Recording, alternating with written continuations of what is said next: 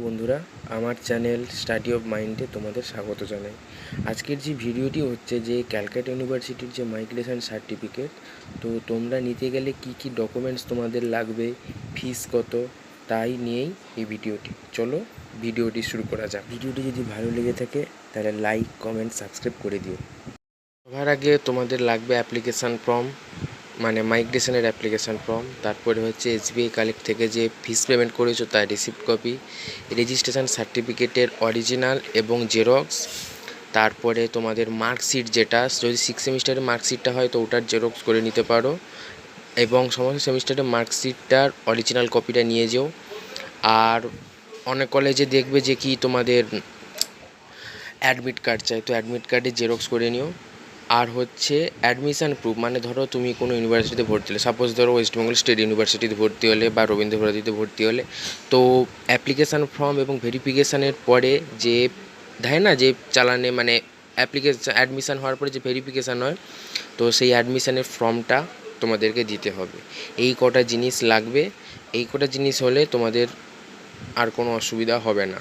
আর পারলে সমস্ত কিছুর 2 কপি 3 কপি করে জেরক্স করে নিও।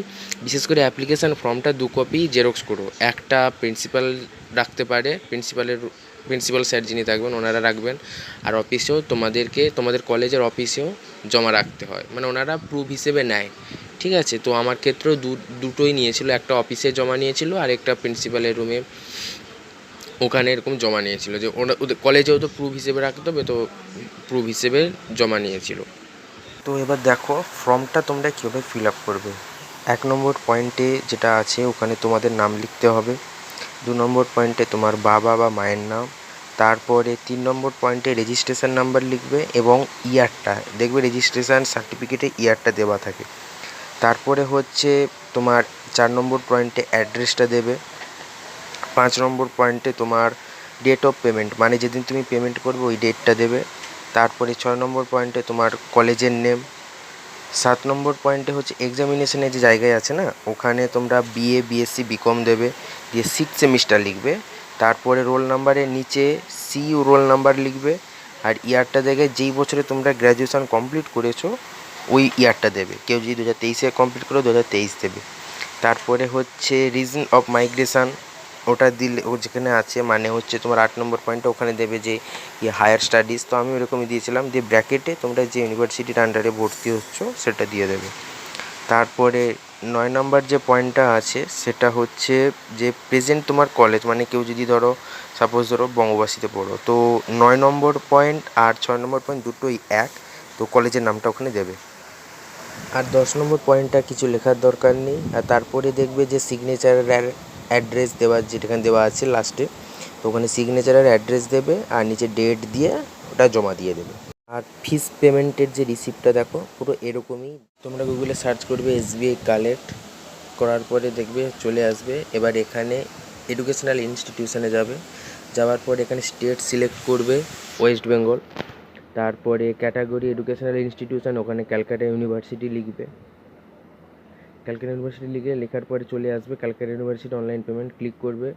করার পরে এবার এখানে দেখবে যে ক্যাটাগরি, সাব ক্যাটাগরিতে মাইগ্রেশন দেবে। তারপরে নেম অফ ক্যান্ডিডেট, তোমার নাম, তোমার registration number, CU roll number, আর ইয়ারটা হচ্ছে তোমরা যেই বছর গ্র্যাজুয়েশন কমপ্লিট করেছো সেই বছর, কেউ যদি 2023-এ হয় 2023-এ। তারপরে মোবাইল নাম্বার, আর অ্যামাউন্টটা যেটা তোমরা ধরো কেউ যদি গিয়ে সিইউতে গিয়ে নিয়ে আসতে চাও তাহলে 205 টাকা পেমেন্ট করবে। আর যদি কেউ বাই পোস্ট নিতে চাও তাহলে 245 টাকা পেমেন্ট করবে।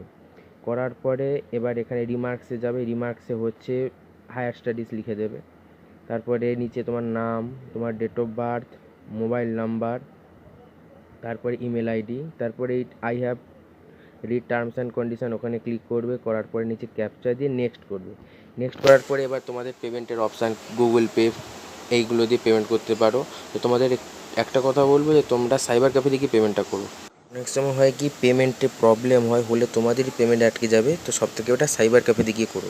তো এই ছিল আজকের ভিডিও, যদি কোনো অসুবিধা হয় বলো, আর লাইক, কমেন্ট, সাবস্ক্রাইব করে দিও।